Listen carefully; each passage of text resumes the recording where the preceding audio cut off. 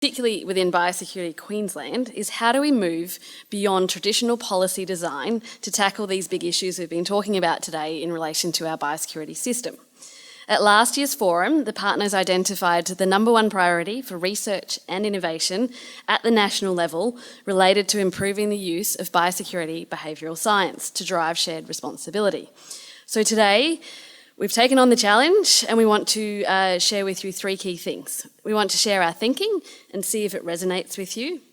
We want to agree on a set of shared metrics for future biosecurity behavioural science projects. I'm doing that in workshop 1 today, if you want to join me for that conversation. And we want to understand how you would use the research that we're gathering in your industry. If you want to inform that, you can come along to workshop 2 with Robyn Rutley, who'll speak in a moment. But let me take a few steps back. We all know that the future challenges for our system are immense, but we aren't the only industry facing these challenges. Last week, we hosted one of the authors of the Leaders Report by WPP, and it's a worthy read and we're happy to share it with you after the forum, where they simplified some of the global factors that have intensified around the world in just the last 2 years. So we're talking about the rise in geopolitical disorder around the world, the emergence of individualisation over sense of community, and the exponential growth of technology. For our biosecurity system in Queensland, we need to couple this with a few facts. We're the frontline state for biosecurity incursions in Australia. It's due to our subtropical and tropical climate, our extensive coastline, our proximity to the countries to the north, and of course the rise and continued increase in volume of international movement of people and goods. They're complex challenges, but they're also not at the front of mind for Queenslanders. Our stakeholders and their impacts are diverse, they're multifaceted, and they often overlap. We've conducted a number of ad hoc research projects in the past to better understand our stakeholders in the context of major responses. From this research, we found that there is a true understanding that weak biosecurity has dire consequences, that there's awareness of some of the biosecurity threats, which is much higher than others, and that there is a desire to do the right thing and support biosecurity, but there are many barriers in the way that get in the way of that. Over the last 12 months, we've realised that we don't have the full picture and that we've got a lot of work to do. So this year we engaged Kantar Public to deliver a significant body of work for us. We've asked them to provide us with a baseline understanding of Queenslanders' attitudes, behaviours and beliefs towards biosecurity. They've kicked the work off and Robyn's just about to share with you some of the initial insights from the qualitative research. These insights are being used to design the next stage. That's a significant quantitative research project that will target all Queenslanders across the state and give us a broad baseline to kick off our next piece of work. And you can help inform that piece of work if you join Robyn in workshop 2. But the research is only the start. We've used a Rubik's Cube analogy to highlight how this work is going to come together, and I'll walk you through our thinking. If you have a look at the red row, we're talking about the work that we've engaged Kantar to do. So this is the baseline of those attitudes, behaviours and beliefs from Queenslanders, and it will underpin all of our future work. It also means that we can measure it at regular intervals to see if the work that we're doing across the system is actually making a difference. But biosecurity is complex, and this does not give us the whole picture. There's other research projects that have been conducted by multiple organisations and over the years, and this will help us to fill in a few of those pink blocks. So we've conducted research for our response projects like fire ants, Panama and white spot disease. We know that New South Wales and other jurisdictions have done many projects over the years, and we've been talking to New South Wales about how we can share in their research for mutual benefit. And you'll also hear later today from the Cane Changes project, a great example of how they've used this behavioural research to deliver a tangible difference on the ground with sugarcane farmers. As others undertake behavioural projects in the time ahead, we seek to have a shared set of metrics developed so that we can easily extract meaningful data to continue to grow this picture, and that's what we're doing in workshop 1. If you turn the Rubik's Cube on its side, to the blue side, the next piece of work is a deep dive into our stakeholders, and it changes depending on a number of factors. With Kantar, we're doing just one block. So that's a deep dive segmentation analysis of Queensland farmers. We want to understand at a high level the different behavioural factors for farmers, things like why they do what they do, who they go to for information, and what pressures are they facing. Over time, we'll grow this research into those pale blue box for other segments and sub-segments. In some cases, it'll be super narrow. So at the moment, we're doing a piece of work with low-frequency fishers to inform a bait awareness campaign on the back of the white spot disease, through to broader pieces of work for whole of community, like those impacted by fire ants. And that research gives us another face to the Rubik's Cube. But there are still so many other sides that we need to understand. So on the green side, we're talking about understanding people's business and lifestyle activities, breaking that down into peri-urban, into intensive farming or extensive farming. And we've got a fair bit of work still to do in identifying these activities. On the yellow side, this could be things like the biosecurity risks that people encounter. These are largely known, and we can probably categorise them into different groups. Other sides, the white side, could be used for demographic information to build the picture. And we know we still don't quite have the thinking clear, so there's more work to be done, and we've left that as the orange side.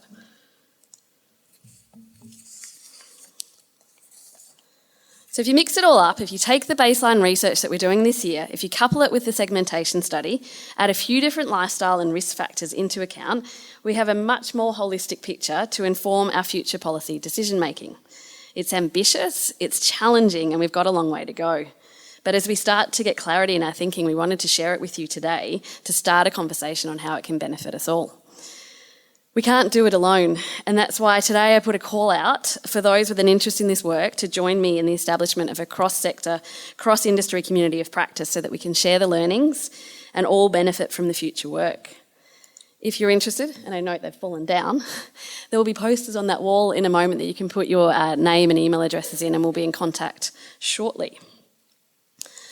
And let's keep doing the small piece of work that we can today. Let's get biosecurity in front of mind for all Queenslanders and keep tweeting #biosecuritypartners. Thank you. Thanks very much, Steph, for your intro into the work we've been doing. What I'd like to do today is just to provide a little bit of context to the work we're doing and then present to you some of the early findings of the qualitative research and then talk to you about what next and how you can have your input. So let's go back just to provide a little bit of context. As Stephanie said, over the last few years we've done a few pieces of research that have been in response to particular incidents. In particular, we've done some work around Panama disease with banana farmers. We've looked at fire ants, we've looked at white spot, done some recreational fisher work. And one of the things we started to realise as we went on, it became clear that we needed to stand back and look at biosecurity more broadly to get an understanding. And it was a great segue, Christy, in terms of, where's Christy, the work that you're interested in understanding from a local government perspective, because that's exactly what this is about. So let's have a look at biosecurity. And I just want to start off with the good piece of news, and that is that essentially there is support amongst Queensland residents for biosecurity and for preventing risks and for protecting our state. So that's some really good news to start off with. However, when we sort of talk to Queenslanders about what keeps them up at night, Malcolm said fire ants keep him up at night, and I'm sure there are a range of biosecurity areas that keep you up at night, but when we talk to Queensland residents, it's actually issues around unemployment, around population growth, public transport, education. Adani got mentioned, the politics of the day. Peri-urban, we have conducted some focus groups in the scenic rim out at Bow Desert, and they are very conscious of the impact of population growth and what that means for crime and education and infrastructure in their area. So And one thing that was really clear was that biosecurity just doesn't rate. So it's not an issue for Queenslanders at the moment. And it's not something they think about, and it's not sort of in their day-to-day vernacular. When we actually sort of started to talk to them about biosecurity and what is it, what is biosecurity and what do you understand, when we actually sort of pushed them into a corner, they do actually get it. So, and they relate it to some of the bigger incidents, so some of the things that they've seen on the news and in the media. So fire ants was a big one. Everyone sort of, that came up in every sort of session we ran. White spot, there was discussion around bananas. They put the strawberry incident in amongst as a biosecurity risk. Cane toads, feral animals. It's interesting though what didn't come up, and so there wasn't really an understanding of some of the risks in relation to movement of goods and movement of soil and buying produce overseas and bringing it into the country. It wasn't really, the link to biosecurity wasn't made. And certainly people's understanding of biosecurity comes from media around particular incidents, but it's also, we can thank Border Force for, is it Border Force? The television show, you know, there's Border Security, sorry. There's a real link between what we can bring into the country and the signage and the visual cues that people get as international travellers.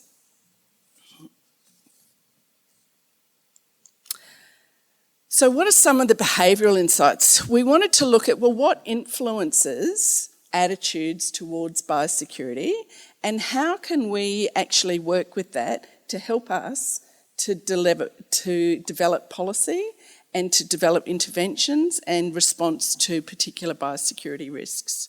So one of the important things is to look at both rational or conscious attitudes that we have that we can articulate quite well as introducing some of the emerging behavioural economics theories around automatic thinking, some of those deep-held attitudes that we're not even aware that we hold. So we've incorporated that in our work to date. And just reinforcing what I said earlier, the good news is that Queenslanders do believe it's the right thing to do to protect our state and they're very supportive of biosecurity. And that's not only for now, for their immediate but it's also over the middle and longer term. So they really want to protect our state for their future generations. There was a real sense of pride in Australia and the fact that we're an island, that we are clean and green. There is a sense that we do look after our country, and particularly amongst those that travel to other countries and certainly in the Asian region. So again, there's those little cues, you know, at airports we're checked, and whereas they know that they can sort of, in some countries, just travel with whatever they want. So there's a real sense of pride in Australia from that perspective. It was also became clear that there's quite strong links to attitudes to biosecurity and attitudes to the environment. So this can be both the good news and the bad news for you, but certainly as people become more engaged in the environment and it's becoming more of a topical issue, you're going to sort of be dragged along with that. So, the danger is also if there's, you know, a political incident or there's credibility issues around the environment, that is also going to impact on perceptions of biosecurity because of that close link between the two. I've spoken a little bit about visual cues, and there's a lack of visual cues to reinforce the awareness of biosecurity and the role that residents play in supporting the biosecurity of Queensland. There's really low awareness of the risks, and there's really low awareness of what we as individuals can do to increase the risk to biosecurity. And so and on the other hand, there's actually some short-term cues. For example, when we saw the price of bananas go up, that's, a major dilemma, but when the price comes down, everything must be all right, so therefore there's not a problem anymore. I don't need to worry anymore. So we're actually having that sort of lack of urgency reinforced through some of those cues. And at the end of the day, most Queenslanders don't have an individual personal threat. So there's no sense that it's going to impact me as an individual. So it's not urgent when I need to run the kids to sport or worry about, driving down that congested road. It just doesn't rate. When we see others around us doing things that are potentially risky and there's no consequence, that again reinforces the fact that it really doesn't matter. When we've done something that we may unwittingly have done that puts our biosecurity at risk, but there's no immediate consequence, again it reinforces, well really it doesn't really matter. And there's a certain bystander effect going on because we lack the awareness and we lack the confidence of what is right and what I can do that puts things at risk and how I can actually mitigate that. I'm not actually going to intervene if I see someone else doing the wrong thing because maybe I'm not right and I certainly don't have the confidence to tell them what to do. However, when we sort of pushed and probed around this issue a little bit more, there is a sort of a crack in the door for us. And if we can make it personal and if we can make the links to their family and certainly, pets and other livestock for hobby farmers, that's going to be sort of an avenue that we can potentially explore to start a conversation and to raise the urgency of biosecurity. Response efficacy is about, do I actually think as an individual I can make a difference? And many people sort of say, well, in the millions of people in Queensland, sitting in Brisbane, what really is it that I'm going to do that's going to impact the biosecurity of our state? I'm a drop in the ocean.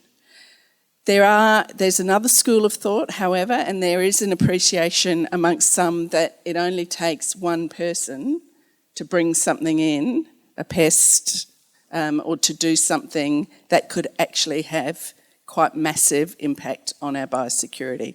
So there's sort of a confused understanding there.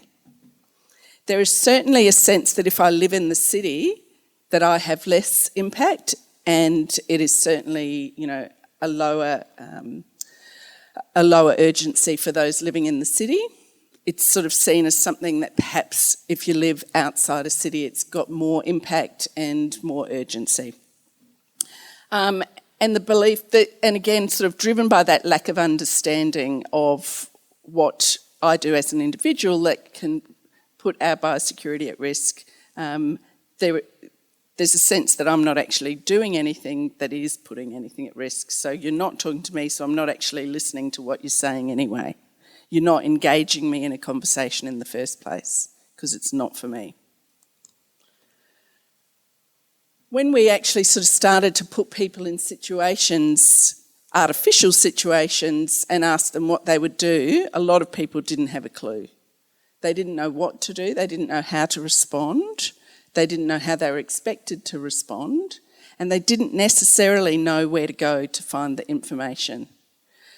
I guess the common theme here, there was a tendency to believe that the local government or your local council or shire was the most appropriate place to go, because if there was a biosecurity risk that was impacting you, it would be impacting your local area, and therefore your local council would be the first port of call.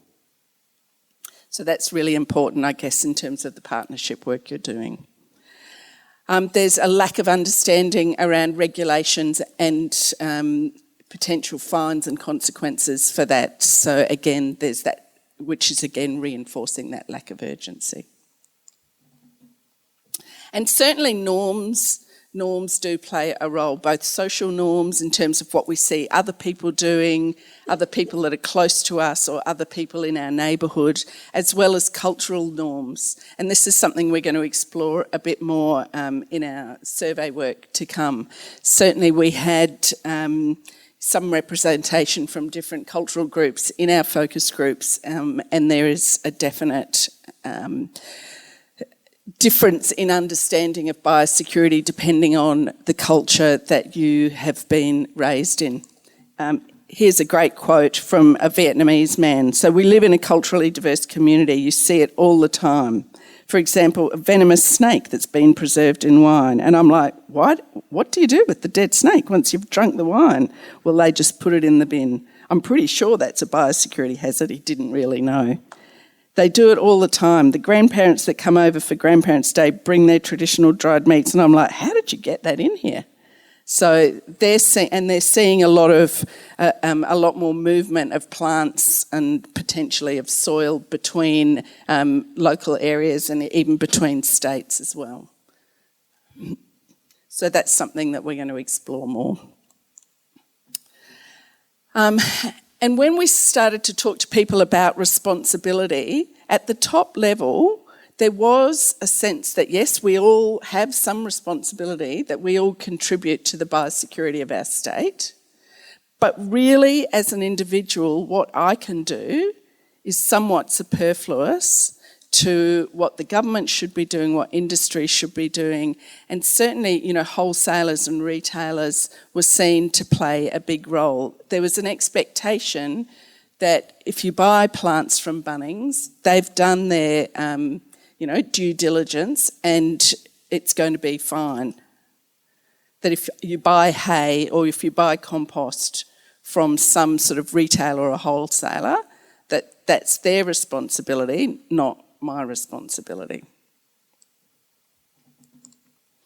So that's sort of given you some of the insights in terms of attitudes and understanding of biosecurity as a whole, and this is part of the early work, so qualitative research, so it's sort of quite free-ranging discussion across a smaller group of people, and so it gives us a good understanding of the issues, and it gives us a deep understanding. We're going to replicate this with farmers, and I would expect that we'll see some quite different findings with farmers. They will be, from the early work we've done in other areas, they'll be more engaged and should be more aware of biosecurity and how it impacts them on a day-to-day basis, but we'll be sort of exploring some more of that. And then we're going to conduct a survey. So we'll be talking to 1,000 Queenslanders from across the state, across, both urban, peri-urban, regional, rural, remote areas, as well as farmers throughout the state, as a broad cohort of farmers. So we're not sort of narrowing down on a particular type of farmer. And what we want to do then is get a really broad understanding of biosecurity from the perspective of those two audiences, residents and farmers, so that we can start to build that understanding into the development of policy and other interventions and partnerships because if we're not taking Queenslanders along on the journey with us, it's going to be a lot more challenging to actually start to put in place some of the projects that you aim to. So part of the quantitative work, and I'll go into this a little bit more detail in the workshop session, is to segment our audiences so that we can have cohorts of people, so that we can sort of understand differences, so that we can look at how different policies and different interventions might be more or less successful with different people, and to help us to prioritise audiences or target groups in the population. So that's That's the end of our early research. As I said, we've got a lot more to come, and hopefully we'll be able to present that back to you at a later date. Does anyone have any questions of Steph or I? Thank you. Alexandra Lobb from ACEL Allen Consulting. About 15 years ago, I worked in the UK on a European Union project that was looking at food safety and risk communication and trust in the supply chain. And I was wondering if you looked at people's risk perceptions and their degrees of trustingness in different institutions to provide them with information in your qualitative work so far? We certainly, we didn't look at trust in particular institutions at this stage, but certainly, sorry, what was the first part of the question? Risk perceptions, yes. Definitely explored a lot of that, and there was fairly low perception of the risk that they actually, you know, as an individual, the risk that I have an impact on for the broader community. One of the things we found with the work we were doing was it was a pan-European project, so you couldn't necessarily segment people on their attitudes to you know, food safety, the case that we were looking at, based on their socio-economic or demographics, but you could segment them quite nicely into people who trusted information from various sources, and then you could target how you conveyed that sort of understanding of risks around food safety to them based on their degree of trust in various types of information. So it could be something interesting. Yeah, definitely. We'll come along to my part of the workshop because that'd be good input. Yeah, thanks.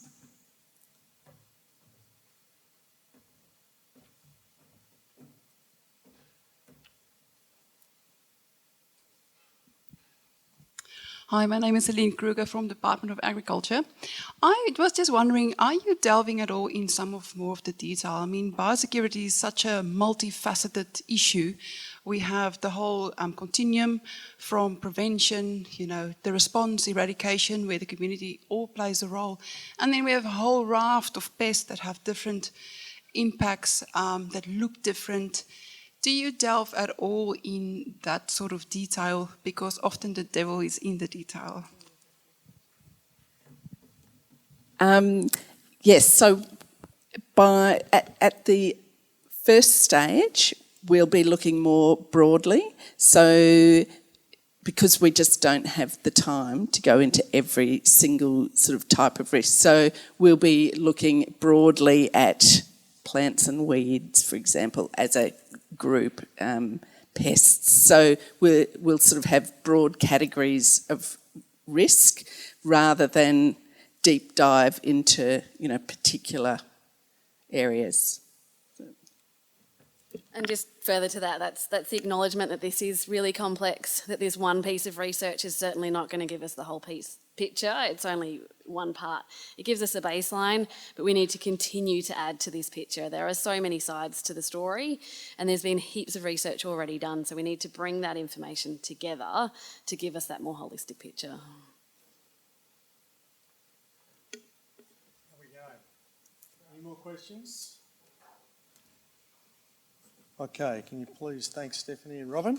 Thank you.